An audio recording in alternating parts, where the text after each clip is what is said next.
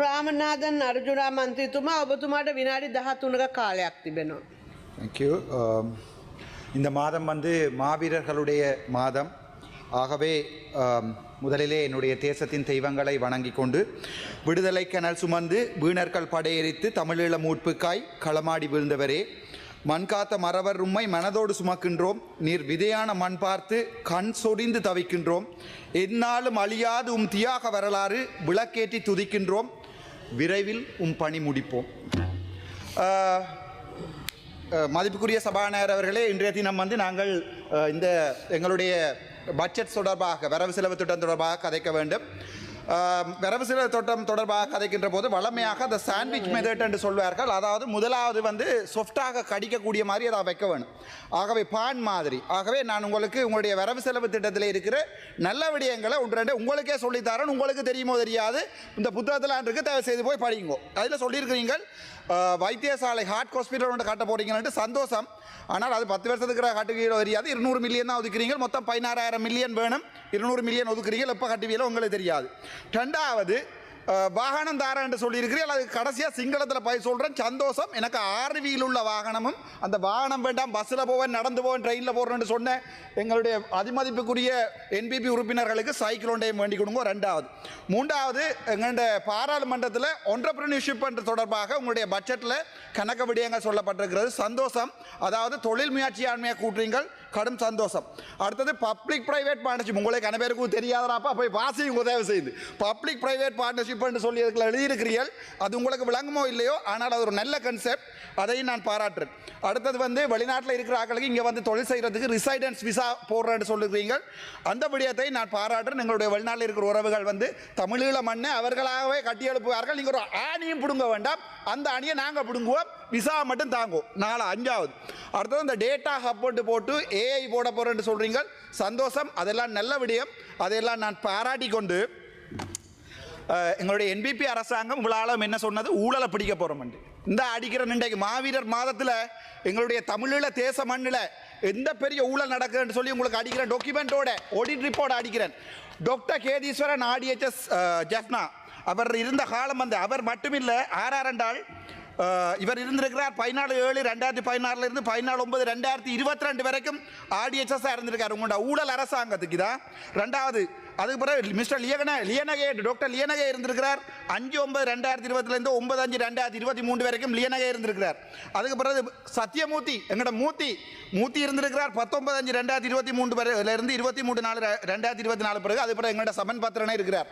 இந்த கிடக்கு report, audit report, வடக்கு மாநிலத்தின் சுகாதாரத்துறை ஆடிட் ரிப்போர்ட் இந்த இருக்கிறது.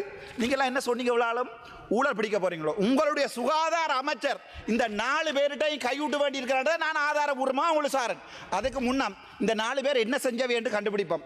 ஆதார வைத்தியசாலை பருத்தித்துறையோட ஒரு ஆதார வைத்தியசாலை விழாலம் கேட்டால் ஆதாரத்தை கொண்டு வா, ஆதாரத்தை கொண்டு வா, ஆதாரத்தை கொண்டு வா. இந்த கொண்டு வந்திருக்கான ஆதாரம் ஆடிட் ரிப்போர்ட் 2021ஆம் ஆண்டு வடக்கு மாகாண சபையில் அடிக்கப்பட்ட ஆடிட் ரிப்போர்ட். இந்த ஆடிட் ரிப்போர்ட் என்ன சொல்லுது என்றால், தெளிவாக சொல்கிறேன் உங்களுக்கு கேளுங்க. இந்த ஆடிட் ரிப்போர்ட்டில் வந்து 22 வேலை திட்டங்களில் 10 வேலை திட்டங்களுக்கு மட்டும்தான் அனுமதி எடுக்கப்பட்டிருக்கிறது. மிச்சம் 10 வேலை திட்டங்களுக்கு வடக்கு மாகாண சபை அனுமதி இல்லாமல் கேதீஸ்வரன் அவர்கள் வேலை திட்டங்களை செய்திருக்கிறார் வைத்தியசாலையில்.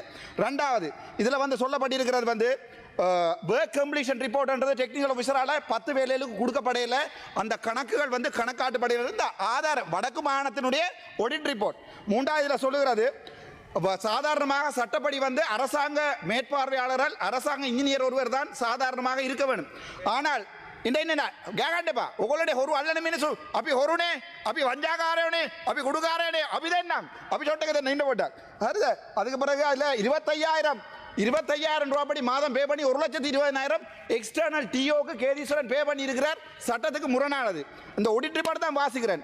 அதுக்கு பிறகு கமலம் பில்டர்ஸ் என்று சொல்லுகின்ற தற்போது டாக்டர் தர்ஷன் என்று சொல்லப்படுகின்ற அட்மினிஸ்ட்ரேஷன் இருக்கிற டாக்டர் ஒருவர், அவருடைய அண்ணாக்கு தான், அவற்றை அண்ணாண்ட கம்பெனி தான் கமலம் பில்டர்ஸ். அதில் 40 மில்லியன் பெறுமதியான ஒப்பந்தத்தை கொடுத்திருக்கணும். அவர்களுடைய அந்த இது கூட இல்லாமல், அதாவது வந்து வடக்கு மாகாண அனுமதி இல்லாமல் கொடுத்திருக்கிறார்கள். அதில் இவர்கள் என்ன இருக்காருண்டா, பிரைவேட்ல போய் கொமர்ஷியல் பேங்க்ல அக்கௌண்ட் ஓபன் பண்ணிக்காங்க. இந்த கள்ள கேதீஸ்வரன் சத்தியமூர்த்தி அடே சுட்டாலும் பரவாயில்ல செத்தாலும் பரவாயில்ல, இந்த மாவீரர் மாத்திரம் சொல்றேன், நான் கடைசி வரைக்கும் இந்த ஊழல்காரர் இல்லாம பண்ண போக மாட்டேன்.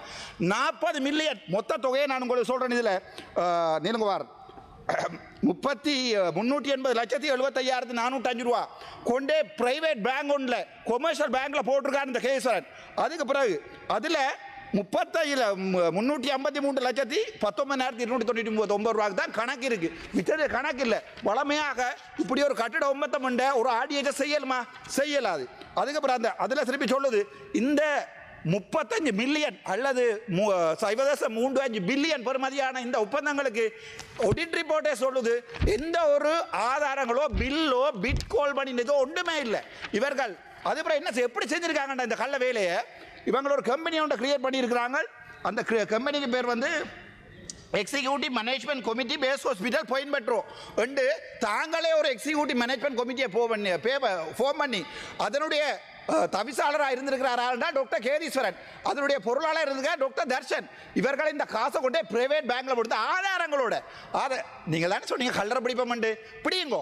என்னடா முழு கல்லர் நீங்கள்ன்றதை நான் ப்ரூவ் பண்ணுறேன். என்ன சுடுவீங்கள், என்ன வெட்டுவீங்கள் சொல்லிங்க, நாளைக்கு நாமல் ராஜபக்ச என்ன சுட்டு பரவாயில்லை.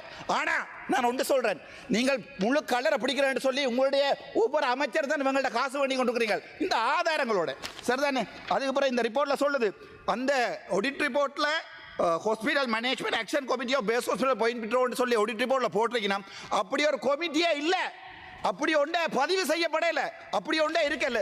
இப்போ சொல்லுங்க, நீங்கள் அதான் நீங்கள் வந்து இப்போ 1 வருஷம் ஆச்சு வடக்கு மாநிலத்தில் பிடிச்ச ஊழல் உங்களை முன்னுக்கு இருந்து சிரித்து கொண்டிருக்கிற கணவேர் தான் இந்த 4 வைத்தியர்கள். யாரென்றால் டாக்டர் கேதீஸ்வரன், இந்த டாக்டர் ලියනගේ සම බින්දකෝ අයියා කටවාගෙන දැන් මේක අනුරාධපුර ගේ ගන්න වෙන ගිහලා ආතල් දෙන්න இந்த කටවාගෙන හරිද?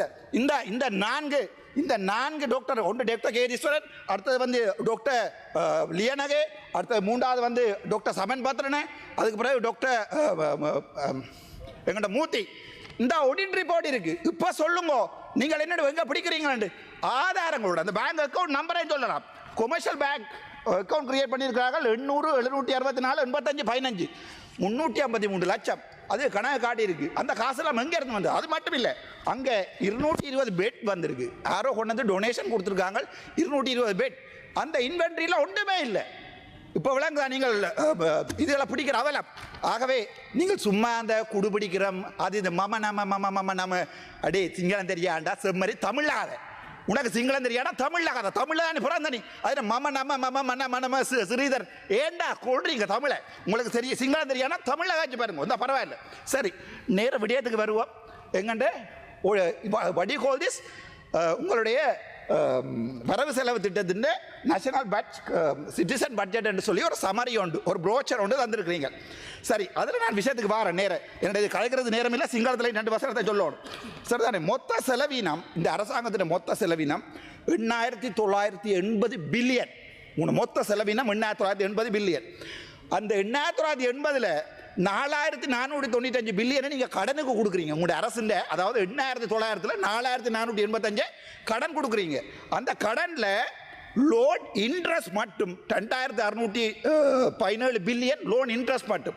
லோன் முதல் வந்து வேண்டிய லோனை கொடுக்கத்தானே வேணும், அது 1,878 பில்லியன். இப்போ விளக்குது அவங்களுடைய அரசாங்கத்துடைய, அதாவது நீங்களே ஒரு பிச்சைக்கார அரசாங்கம் விடாப்பா, உங்களுடைய காசு இல்லை வேண்டிய, நீங்கள் களவெடுத்தது அவங்க களவெடுத்தது, நீங்கள் அவங்க களவெடுத்தன்னு சொல்லுங்க, அவங்க நீங்கள் எல்லாருமா சேர்ந்து எடுத்த கடனை தான் கொடுக்குறீங்க. ஆகவே உங்கள்ட அரசாங்கத்தினுடைய செலவு, அதாவது கடன் கொடுக்கறத தவிர நாட்டை அபிவிருத்தி செய்கிறது மொத்தமாக அரசாங்கத்தின் மொத்த செலவினத்தில் பாதி, அதை விட 4,485 பில்லியன். சரி, 4,485 பில்லியன் பெருக்கல் 1000 அவ்வளவு மில்லியன். அதில் வடக்கு மாகாணத்துக்கு இப்போ சாதாரணமாக 9 மாகாணம் இருக்குது, வடக்கு கிழக்கண்டு 2 மாகாணம் இருக்குது. வடக்கு கிழக்கண்டு இந்த 2 மாகாணத்தில் இந்த 4,485 மில்லியனில் என்ன கொடுத்துருக்கிறீங்க? ஒன்றுமே கொடுக்கல. இப்போ வளமையாக நான் போன முறை பீச்சில் 0.06% 0.04% ஏதாவது வீதத்தை சொல்லுவோம்னு பார்த்தா இந்த முறை வடக்கு மாநிலத்துக்கு ஒன்றுமே கொடுக்கல. ஏடா உங்களுக்கு தெரியும், மாநசபை தேர்தல் நீங்கள் வைக்க போகிறது இல்லை, உள்ளூராட்சி தேர்தலுக்கு சனத்துக்கு கொஞ்சம் காசை கொடுத்து கிரவுண்ட் நீங்கள் சில பேர் இதில் போய் கிரவுண்டு கல் வச்சாக்கள் இருக்கிறோம். கல்லில் தம்பி நீ போய் அங்கே புல் வச்சாலும் கிரவுண்ட் வராது, நீ அங்கே போய் புல் வச்சாலும் வரா. சும்மா சனத்தை கூட்டி கொண்டு அங்கே மாங்காய் தோட்டம் வைக்க போகிறேன், தேங்காய் தோட்டம் வைக்க போகிறேன், சனத்தை ஏமாத்தாடா. உனக்கே ஒரு வருஷத்தில் மகே நம்ம கரண்ட் பில்லுன்னு சொல்ல தெரியாது, மகை நம்ம கரண்ட் பில்லுன்னு உனக்கே சொல்ல தெரியாது. பேருந்து என்ன நீ அவனை அந்த அளவு, அதுவும் ஒரு கல்லன் இதுவும் ஒரு கல்லன், நினைக்காத அவருக்கு சப்போர்ட் பண்ணுறாரு முழு கல்லன். இந்த முழுக்கல்லல் முட்டாள்களால் வடக்கு சமூகத்தை நாங்கள் ஒருபோதும் ஏற்ற முடியாது.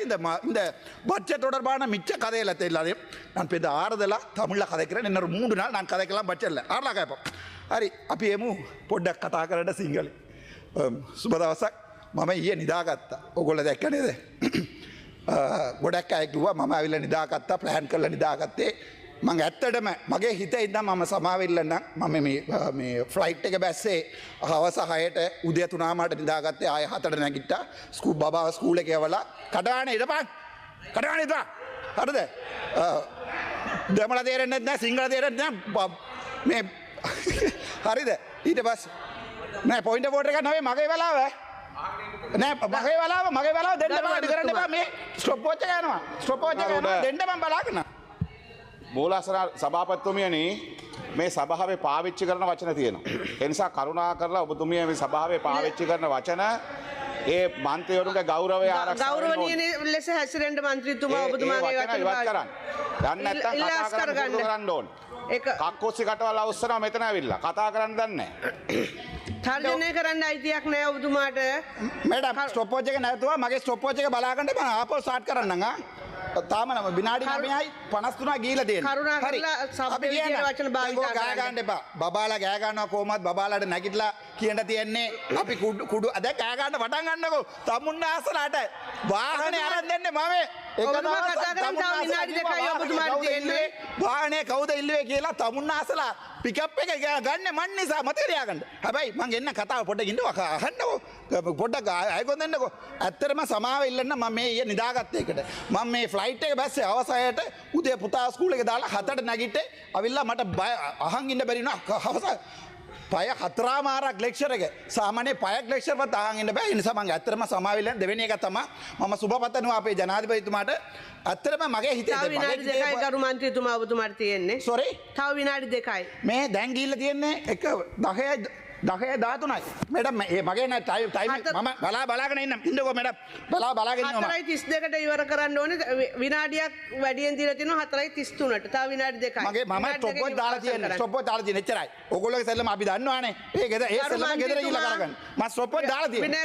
කතා කරන්න එපා නේ කියන්න වාඩි වෙන්න. විනාඩි 2යි තියෙන්නේ. කතා කරන්න එපා නේ කියන්න වාඩි වෙන්න. විනාඩි 2කින් මම කියන්නේ කතා අයුකන් දෙන්න ඔක්කොටම කලින්. හරිද කතා කරන්න එපා නේ කියන්න වාඩි වෙන්න. හැබැයි මං කියන මං ජනාධිපතිතුමා සුබපතනවා මේ හොඳ බජට් එකක් දැන් මේ පැත්තට කියන දැන් මේක ඇවිල්ලා හනි අර කතාවන හිටකෝ මේ නිගණ්ඩ කරන්නකෝ ඔබතුමා කතා කරන්න නිගණ්ඩ කරන්නකෝ බල්ලු ටිකක් නිගණ්ඩ කරන්න හරි මගේ බලාව මම බලාගෙන ඉන්නවා හරිද හැබැයි ඇත්තම කියන්නම් මං අර ආණ්ඩු පක්ෂය විපක්ෂය ඒ නිසා බජට් හොඳ නැහැ ඊට පස්සේ මේ බජට් එකකින් ආණ්ඩු කඩාම් වැටෙනවා ඒවා කියන්න මට අයිතියකුත් නැහැ මම සාධාරණ මිනිහෙක් එකම පුද්ගලයා ඉන්නේ පාර්ලිමේන්තුවේ මේ ස්වාධීනම එතකොට ඔයාලා ඇත්තටම පපුවේ හිතා ගන්නකො මං ඕගොල්ලෝ විරුද්ධ වැඩ කරනවා කියලා කවදා හරි ඒ නිසා මං කවදාවත් කියන්නේ මේ බජට් හොඳ නැහැ කියලා බජට් හොඳයිද කියලා මිනිස්සු කියන්න ඕනේ මිනිස්සුද ඒක කියන්න ඕනේ හැබැයි මං එකක් කියන්නම් මේක ඇවිල්ලා හැනිමූන් පීරියඩ් එකක් හැනිමූන් පීරියඩ් එකේ මේක ලස්සනට තියෙනවා හැමෝටම තියෙනවා.